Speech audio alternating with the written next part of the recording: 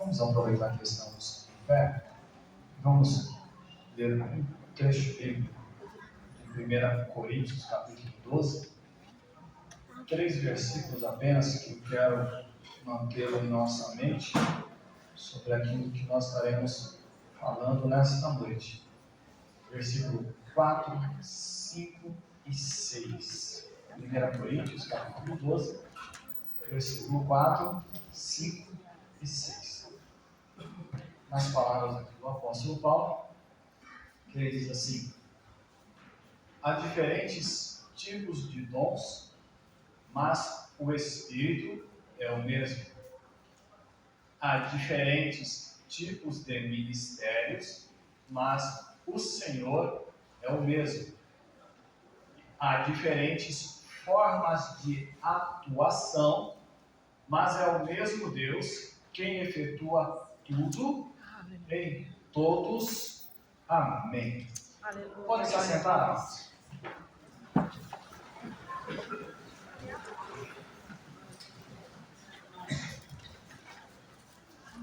Meus irmãos, nós estamos hoje nos reunindo para logo nós estarmos celebrando a ceia do Senhor. E a ceia do Senhor é uma das ordenanças que o próprio Jesus destinou à igreja quando ele fez menção de façam isso em memória de mim, e ordenou que isso fosse celebrado.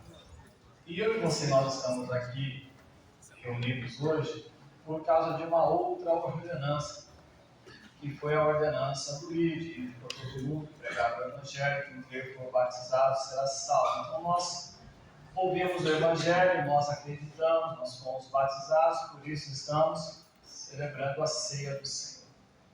E quando isso chega aqui, no ciclo da igreja, esse ciclo que eu fiz uma expressão aqui, ele é um ciclo repetitivo, que alguém prega, a pessoa aquece, batiza, se ajunta, celebra a ceia, continua transmitindo a mensagem continua surtindo efeito, outras pessoas creem, se ajuntam, celebram, e isso fica no ciclo. Esse ciclo só vai ser finado quando nós estivermos no céu. Aí o propósito de Deus estará concluído, partindo então para a vida eterna. E quando nós falamos da celebração da ceia, Paulo ele discorre um texto já no capítulo 11 de Coríntios, fala isso para a gente, da unidade do corpo. Ele nos lembrando isso, na unidade, no exemplo do pão, que todos nós somos um pão, uma parte dele, daí o partir do pão, um único pão, vários pedaços, uma participação de um corpo nessa ilustração. E quando nós falamos da unidade, quando nós vamos nos expressar essa unidade do corpo, nós também precisamos estar atentos que isso não se refere apenas a um ajuntamento, a um agrupamento. Essa unidade, ela vai bem mais do que se reunir. A reunião claramente se expõe à nossa unidade, mas como nós estamos falando aqui com respeito da Igreja do Senhor, ela vai um pouco além. E essa unidade do nosso ajuntamento, ele também gera com isso um trabalho ou uma ação que vai favorecer todo o corpo de Cristo. Então não é só um ajuntar, mas também um trabalho ou uma ação que vai trazer para nós um benefício sobre todo o corpo. E essa ação, quando nós vamos ler o capítulo de 12, que já foi lido aqui no início, e até o final do capítulo 12 de Coríntios, nós entendemos que foi o próprio Deus quem estabeleceu isso. Então, quando nós falamos da igreja, quando nós falamos da igreja no seu todo, nós vamos estar olhando Deus fazendo, proporcionando coisas ao nosso favor. A cruz, ou a morte de Cristo na cruz do Calvário, ela já é algo que demonstra o favor de Deus sobre a vida do ser humano. Tanto é que Jesus, ao tomar o exemplo da ceia, quando ele pega o cálice, ele disse que isso aqui é um sangue, representando aquele da nova aliança, feita pelo derramamento do meu sangue. E isso nos traz a unidade, isso nos ajunta, o corpo dele entregue, o sangue dele sendo derramado. Isso já mostra o favor de Deus para mim e para você. E quando a gente se ajunta, Deus não parou simplesmente na ação da cruz ou do sacrifício de Cristo para nos perdoar os pecados, como Ele ainda continua trabalhando em nosso favor. E esse trabalho que Ele proporcionou para que nós fôssemos por Ele beneficiados, nós encontramos aqui na base do versículo 4, 5 e 6, aquilo que eu vou chamar aqui do conjunto da Trindade, da ação desse conjunto em benefício da igreja. E no versículo 4 ele vai dizer assim, existem diferentes tipos de dons, mas ele está falando que isso é uma ação do Espírito, é o mesmo Espírito. Vai dizer no versículo 5, existe diferença de ministérios, ou várias formas de ministérios, mas aí é o Senhor falando, o Senhor Jesus.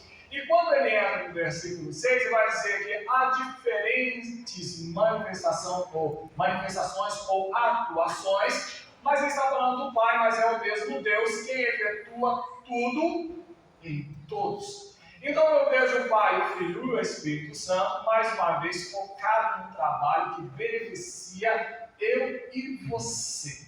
Não só no nosso ajuntamento, mas com tudo aquilo que ele faz para que, como corpo de Cristo, como igreja andando na terra, a nossa vida chegue a se tornar, como Paulo usa uma expressão, mais próximo possível da semelhança do Filho de Deus. O algo que Paulo usa a expressão para dizer assim, hoje a gente conhece em parte, mas é quando aquele que é perfeito se manifestar, temos uma consciência que seremos como ele é. Aquilo que é em parte vai deixar de ser parte para ser um todo ou a completude.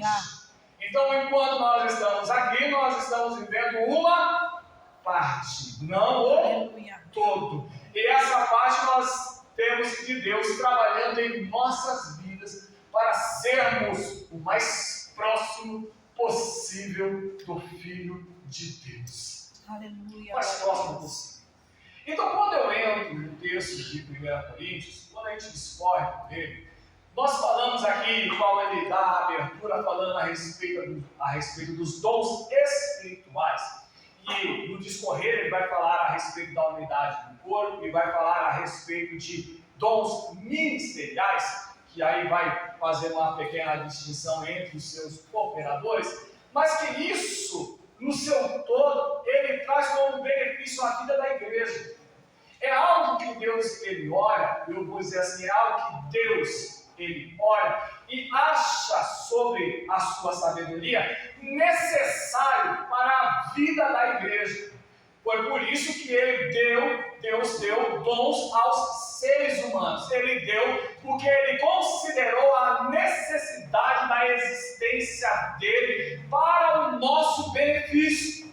Então, quando nós olhamos e dispensamos aquilo que Deus considera necessário, nós estamos agindo fora daquilo que Deus considera para nós como benefício. É como se a gente olhasse para Deus e dissesse assim, eu não preciso dormir.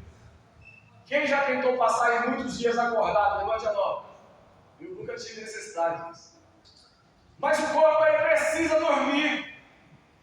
Pega um caminhoneiro numa estrada, ele toma remédio para ficar acordado, ele vai considerar aí um fato sobre a sua vida. Porém, depois do seu trabalho feito, ele precisa dormir. Se Deus pôs isso em nós, ele viu uma necessidade, porque foi ele quem criou o nosso corpo e dispôs a necessidade de dormir e leva o homem ao sono, por causa daquilo que ele mesmo considera a nosso favor. Então eu não posso dispensar algo que Deus olha e acha necessário. Agora eu preciso, sobre o olhar divino, pegar essa necessidade e absorvê-la a fim de que todos nós sejamos beneficiados segundo o olhar de Deus. Quando eu falo de dons espirituais, eu estou falando daquela ação do Espírito Santo que nos impulsiona.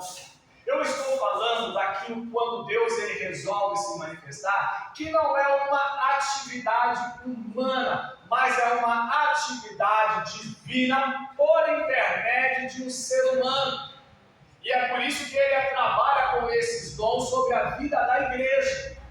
Quando nós falamos a respeito de profecia, quando nós falamos a respeito de dons de curar, de variedade de línguas, de interpretar línguas, de discernir espíritos, de fé, de conhecimento, de uma palavra de sabedoria, nós estamos falando daquilo que vem da parte de Deus, passa pela vida de um ser humano e é transmitido para outro. Aleluia. Eu olho para o dom de curar, só para clarear um pouco a ideia dos dons, e pensa comigo num ambiente onde todas as pessoas estão sadias. Ninguém está passando por uma adversidade de saúde, está todo mundo ali bem, 100%. Ele vai no médico, o médico diz que ele não é sedentário, que a vida dele está uma beleza, se for para ele morrer, ele vai morrer com mais de 200 anos de idade. Pensa num ambiente assim. Para que Deus manifestaria o dom de cura? Não tem necessidade nenhuma, está todo mundo sadio. Para que isso se manifestaria? Agora, por causa da fragilidade do ser humano, quando o pecado entra no mundo, que toda a natureza sofreu também, e aí o ser humano sofre, nós vemos o próprio Cristo andando entre a humanidade e sentindo compaixão da vida miserável que nós estávamos vivendo por aqui. Ele resolve nos curar das nossas mazelas, dos nossos males, a ponto do profeta Isaías ousar dizer assim: ele levou sobre si as nossas dores. Então Deus manifestou o dom da cura, isso eu estou ampliando para todos os outros, só tomando a cura como um exemplo, porque Deus ele quer o nosso bem, o nosso benefício. Se fôssemos para estar vivendo sobre as mesmas penalidades, sobre as mesmas sequências, não precisaria desse tipo de manifestação. Nós também não podemos dizer para Deus que não temos necessidade de ser curados, porque o médico está nos tratando. Nós precisamos entender que Deus ele quer o melhor para nós. Aleluia. E nesse melhor existe a manifestação da operação do Espírito Santo entre os dons espirituais sobre a vida da igreja. A igreja ela não pode simplesmente estar vivenciando uma parte, se esquecendo do próximo benefício. Eu fiz menção aqui, Paulo fala aos Coríntios, no capítulo 11, celebrando a ceia, e ele entra no capítulo 12, falando a respeito de dons espirituais, que traz isso como benefício à igreja. Então Deus proveu esse trabalho que beneficia o corpo, seu corpo, o corpo de Cristo, pelos dons espirituais. E aí eu estendo mais para diante, e ele vai falar para nós também a respeito de dons ministeriais, como temos o pastorado, o apostolado, e assim se segue como aqueles que prestam socorro, ajuda aqueles que governam, que isso também serve sobre a vida da igreja para o seu benefício. Então você pode olhar algo como um dom ministerial, que fica bem fácil de nós entendermos, que é quando Deus ele chama um indivíduo para exercer uma função. Diferente do dom espiritual, que você precisa de uma ação direta do Espírito Santo, quando Cristo chama um indivíduo para um trabalho, esse indivíduo fica carregado, fica com autoridade, ele recebe de Deus uma autoridade, que diferente do dom espiritual, ele carrega aquilo sobre a vida dele o tempo todo. Vou explicar isso por intermédio do dom de profecia. Para que alguém profetize, ele precisa receber uma mensagem de Deus e transmitir. Isso é o dom da profecia. Aleluia. Agora, o ministério pastoral, por exemplo, o indivíduo não precisa receber aquilo como por um momento. Está sobre os ombros dele e ele é pastor acordado ou dormindo. Imagina você como igreja, passa por uma necessidade, liga para o pastor 2 horas da manhã, o senhor já recebeu a ligação de madrugada? E aí ele acorda e diz assim: peraí, irmão, que eu vou orar para ver se Deus manda para mim um ministério pastoral, para mim dar para você algum direcionamento. Imagine se isso vai acontecer. Mas quando ele atende o telefone, o ministério pastoral está sobre ele e aquilo que ele está transmitindo para você vem da parte de Deus. Todo ministerial. Ele não depende, por assim dizer, de uma manifestação temporária, mas está sobre o ombro do indivíduo em todo o tempo, acordado ou dormindo, com saúde ou enfermo. Está sobre a vida do indivíduo por aquilo que Deus concedeu sobre ele. Aleluia. E quando eu falo isso, existe uma outra consequência bem mais complicada e severa sobre isso, que eu vou deixar passar no momento aqui, senão eu vou gastar muito tempo. Entenda isso: o dom ministerial está sobre a vida do indivíduo sobre todo o tempo, a menos que Deus chegue e retire dele. Mas até então está sobre a vida do indivíduo, acordado dormindo, com saúde ou doente, em casa, no trabalho ou mesmo hospitalizado, lá está sobre a vida do indivíduo. E isso Deus faz para que nós sejamos beneficiados.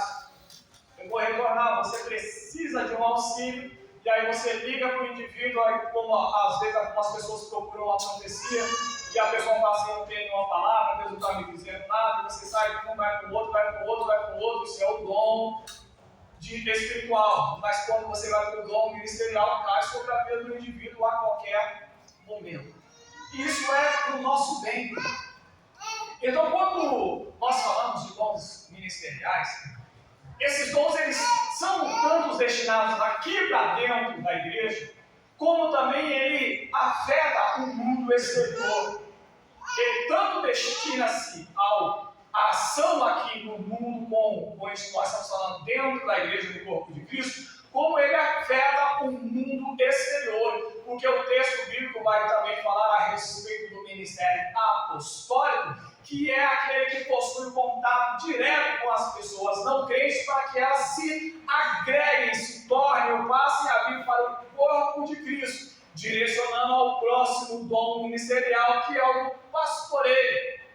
Então ele afeta tanto aqui dentro como lá fora. Os dons eles não servem só para aqui, quem já é igreja, mas na sua ação ele envolve quem está fora, trazendo para dentro e estabelecendo ele dentro, fazendo com que ele cresça e de mesma forma continue agindo sobre aquilo que está fora, para que esse corpo continue aumentando. Então, quando nós falamos disso, quando eu passei por essa parte, a Bíblia vai falar para nós que Deus, quando Ele criou o corpo, quando Ele formou o corpo do ser humano, Ele dispôs, colocou cada membro aonde Ele quis, segundo a sua vontade. Não sei se você já reparou no nosso corpo, né, do ser humano, e você já reparou sobre um chimpanzé, e ele possui 4 mãos. Você vai olhar aquilo que seriam os nossos pés do chimpanzé, você vai olhar lá que ele tem mão. Tem mão lá. E você tem pé. Observa a disposição do seu rosto, dos seus ouvidos, dos seus olhos, nariz, boca. Não sei se você já reparou a disposição do nariz da gente, aonde ele está, onde nós sentimos o cheiro. Se você já viu a importância dessa localidade aqui. Não sei se alguém já passou a mão num prato de uma comida azeda que parecia, os olhos estavam excelente, mas quando você traz perto da boca, o primeiro que vai sentir o que está acontecendo no nariz. Aí você traz para cá, você sente o azedo e fala assim: isso aí não dá para entrar. É a disposição que Deus supôs. Imagina se o nariz está na testa. Imagina se o nariz está aqui embaixo do queixo. Como é que nós vamos fazer com isso? Passa para a boca direto, depois a gente só sente a língua reclamando do que está acontecendo. O nariz está agindo, estaria numa outra localidade.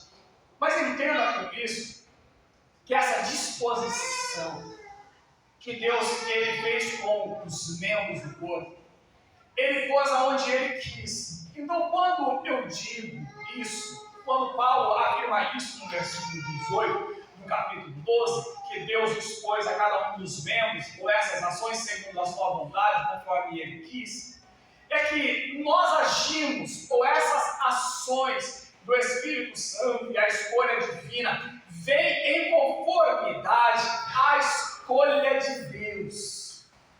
A escolha de Deus. E quando nós falamos da escolha de Deus, o melhor exemplo que você pode achar é sobre Esaú e Jacó. É um bom exemplo que Paulo toma. Ele vai dizer assim: eu amei Jacó e aborreci Esaú. Foi pelo que eles fizeram? Não, foi pela escolha de Deus. Eu quis esse e não quis aquele.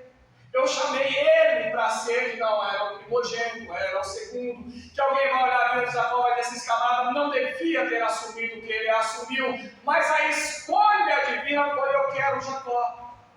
E quem é que ia reclamar para Deus para dizer assim, tinha que ser o Esaú, ou mesmo tinha que ser uma outra pessoa? Deus escolheu. Então, quando nós olhamos a escolha de Deus, que foge aquilo que a nossa compreensão de ser humano, as nossas capacidades de escolha, a nossa forma de ver, a nossa forma de pensar, quando nós olhamos para alguém para dizer assim, não deveria ser fulano de tal, mas Deus vai olhar e dizer assim, eu que escolho esse indivíduo mesmo. Aleluia. E aí a gente precisa entender como nós olhamos para Moisés, quando Moisés falou assim, eu não sou capaz.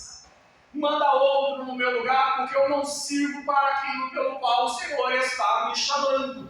Arão, meu irmão, é muito melhor do que eu. E Deus disse para Moisés, eu sei que o Arão fala muito bem, mas eu estou chamando você. Está reclamando da sua língua pesada? Não tem problema. Quem foi que fez o ouvido do surdo? Eu fiz o ouvido e não deixei ele ouvir. Fui eu quem fiz. E se eu fiz assim, eu estou chamando assim, por assim dizer, com defeito ou inapropriado aos olhos de alguém, sou eu, Deus, que estou escolhendo e colocando como eu quero. Aleluia. Essa escolha divina foge tanto à nossa compreensão, mas foge tanto à nossa compreensão, que Samuel, o profeta, quando Deus falou para ele assim, eu me provi de um dos filhos de Jessé para que ele seja rei no lugar de Saul. Samuel chega na casa de Jessé e quando ele apresenta o primogênito, um homem forte, um homem já era do exército, ele olha e fala assim, esse daí que é o ungido do Senhor, e Deus fala para Samuel, ei, eu não vejo como o homem vê. Porque o homem só consegue ver o que está diante dos seus olhos. Mas eu, o Senhor, olho para o coração. Aleluia. Então a escolha do ser humano com a escolha divina é muito complicado. Porque nós olhamos realmente para a aparência das coisas e Deus, olhando mais profundamente sobre o indivíduo, faz uma escolha diversificada daquilo que a gente vai dizer assim, mas não podia ser ele. E Deus vai dizer assim, podia sim, porque você só olha para a aparência. Eu, o Senhor, olho para o coração. Aleluia, glória a Deus. Quem poderia olhar para Davi, um adolescente que Deus escolheu, que Deus ungiu diante dos seus irmãos, um desprezado, como ele foi colocado, alguém vai olhar e dizer assim, Davi cometeu um pecado sério, tudo bem, mas você vai olhar o texto para dizer assim que Davi foi um homem segundo o coração de Deus. E para isso, meu querido, não tem para ninguém. Aleluia. Quando nós observamos essa disposição de Deus, essa escolha de Deus, quando Deus ele nos coloca no lugar, quando Deus ele nos chama, quando nós abraçamos a vontade do Senhor, eu sei que coisas vão fugir do nosso entendimento por causa daquilo que a gente olha. Mas a escolha de Deus é a escolha de Deus, Ele pôs como Ele quis. Aleluia. Nessa disposição nós vemos a ação direta de Deus. Deus. Agora existe uma dedicação. A dedicação, quando o Paulo ele transcorre, ainda no versículo de número 18, vai dizer assim que Deus, ou melhor, no versículo 25, vai dizer assim que Deus ele proveu honra na parte do corpo que era mais desprovida de honra, para que não houvesse divisão no corpo, mas sim que todos os membros tivessem igual dedicação uns pelos outros. Então, quando Deus nos encaixa no corpo, quando Deus ele nos estabelece nas nossas atividades, quando Deus ele define as nossas ações, Ele está fazendo isso com o corpo num todo, para que nós tenhamos dedicação igual uns pelos outros. É dedicar-se ao outro, é agir em favor do outro, para que, como ele vai falar a respeito do corpo, para que isso não haja uma divisão, mas antes isso traga uma unificação. Alguém vai olhar e dizer assim, não poderia estar no meio. Deus provém àquela pessoa uma honra maior, que alguém vai olhar e dizer, como pôde? Como pôde? Para o benefício de um todo. Então, essa dedicação, ela sai da parte da ação de Deus, embora Deus esteja agindo sobre nós, e cai sobre as nossas responsabilidades. Deus levando o indivíduo, põe ele lá e está sob a ordenança de Deus, cai sobre ele a responsabilidade da boa ação sobre aquilo que lhe cabe, mas também cai sobre nós uma responsabilidade de dedicação. Imagina se o pastor da igreja não fosse dedicado como rebanho. Você se sentisse desprezado. Você olhasse e disse assim, nem me conhece. Como seria se isso fosse no corpo no todo, para a gente dizer assim, não estão me vendo? Aí pode passar às vezes pela quantidade de pessoas no olhar do pastor, mas existe um outro que está do lado dizendo, você não está desapercebido. Eu sei quem você é e te conheço. Está aqui no meio. É porque Deus está distribuindo para que todos não se percam. Eu vou voltar, os olhos de Deus estão sobre todo lugar, procurando os pés da terra, mas os olhos dos seres humanos estão limitados. Passou do olhar do pastor, pega o olhar do outro que está próximo, de uma forma para Deus dizer assim, eu estou te vendo, seja por olhar de um ou pelo olhar do outro, eu sei aonde você está. Aleluia, glória a Deus. Isso é uma ação de Deus que a gente não pode sobrecarregar sobre a vida do pastor para dizer ele tem que enxergar tudo. Ele não é Deus. Ele não é Deus. Ele é um agente de Deus. Assim como o outro que está do lado também está sendo um agente de Deus. E aí você diz, ele não está me olhando, e o outro vai dizer assim, mas eu te vejo aqui todo dia, quando você entra, quando você sai, você não passa desapercebido. Isso é uma ação do próprio Deus. E às vezes a gente passa desapercebido disso, e é como se Deus não estivesse fazendo nada, mas Ele está.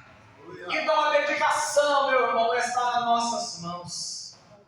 Às vezes nós podemos olhar para dizer assim, pastor, não me viu. Tudo bem, um líder do departamento não me viu. Tudo bem, vai aparecer um outro para dizer, mas eu não estou me vendo.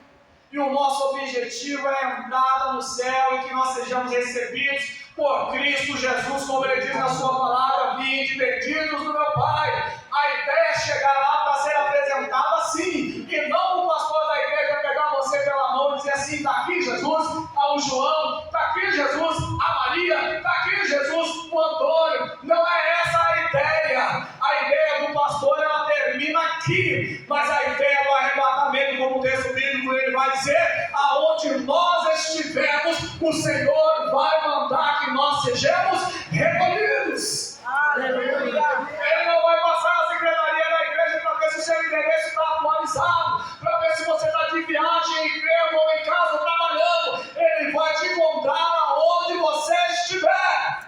Aleluia. Mas a ação da dedicação, ela cai sobre as nossas responsabilidades.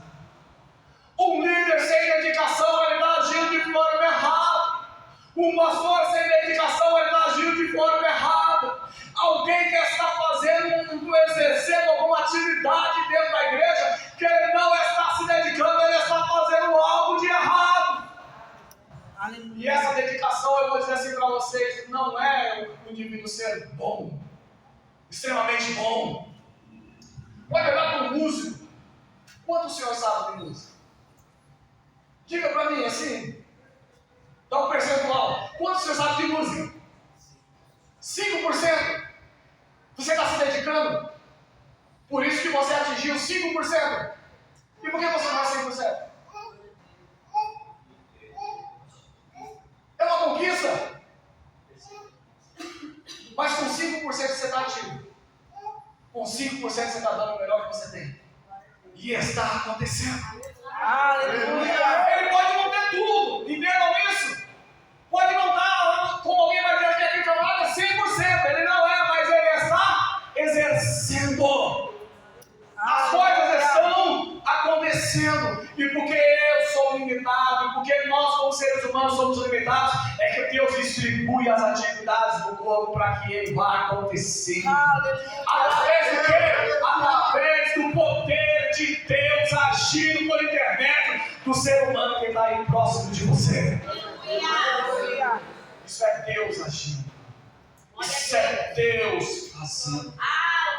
É uma ação de Deus que alguém pode olhar e dizer assim, mas não teve terremoto, mas não teve fogo consumidor, eu não ouvi trovoadas, não tem problema. Quem disse para você que para Deus agir precisa de ter um grande alvoroço? Para Deus agir, vai na base do silêncio. Está acontecendo e nós não estamos percebendo, mas Ele está fazendo. Você já prestou atenção que quando Ele ensinou a gente a orar, Ele falou assim, você não vai orar em massa pública, não vai se colocar lá as caras, você vai entrar no seu quarto, vai fechar a sua porta, vai ficar no secreto. No secreto o Pai vai te ouvir, vai te responder. No silêncio do secreto, do oculto, do escondido, você ora, o Pai ouve e te responde. Então, para nós terminarmos aqui, tem uma disposição da parte de Deus, tem uma dedicação da nossa parte. E numa conclusão, a recomendação paulina, no versículo 31, ele diz assim, levando para a igreja, contudo, buscai com zelo os melhores dons. Contudo, entretanto, busquem com dedicação os melhores dons. Então Paulo, quando ele transmite para a igreja, ele vai dizer assim, irmãos, tem tudo isso para acontecer. Tudo isso é para nosso benefício, para o nosso bem, para o crescimento do corpo de Cristo, para a edificação do corpo de Cristo, para que aquilo que Deus deseja sobre a nossa vida, que ela aconteça, essas coisas Deus dispôs para nós. Eu posso dizer assim para vocês, então deixe acontecer o dom.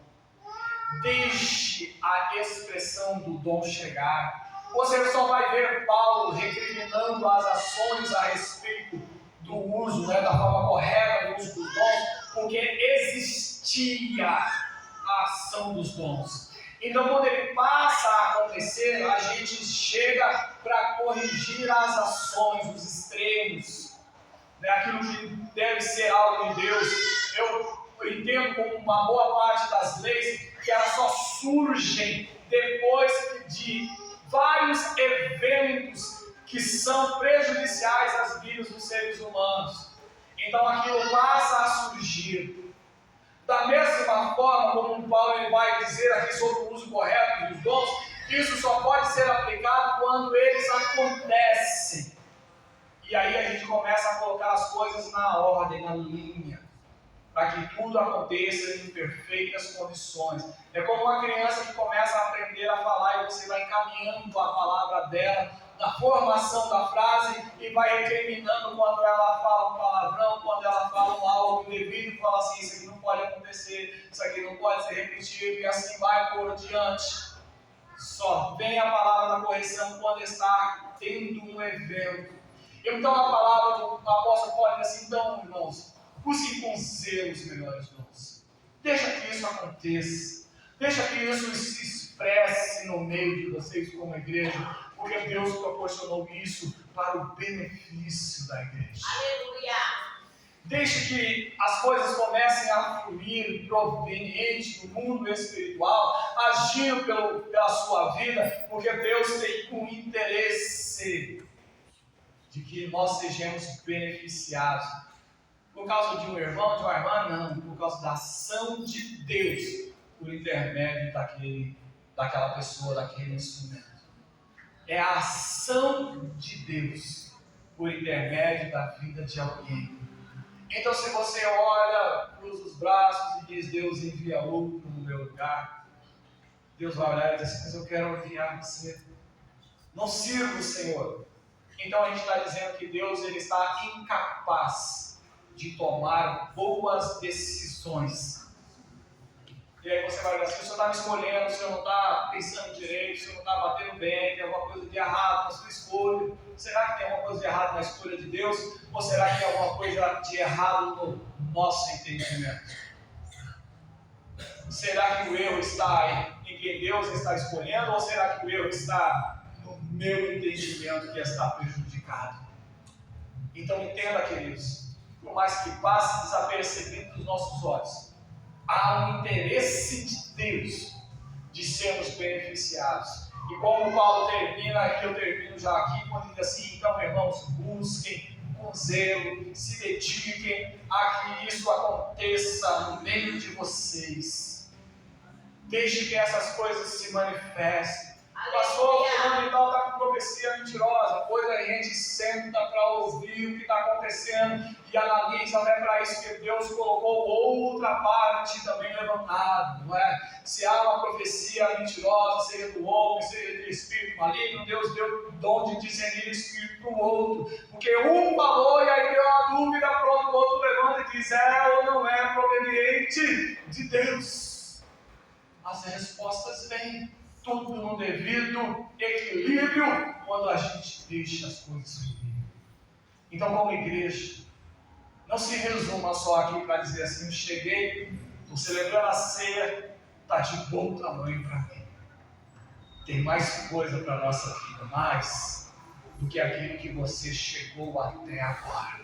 Aqui é importante, mas existe mais da parte de Deus no nosso benefício, segundo aquilo que Ele preparou.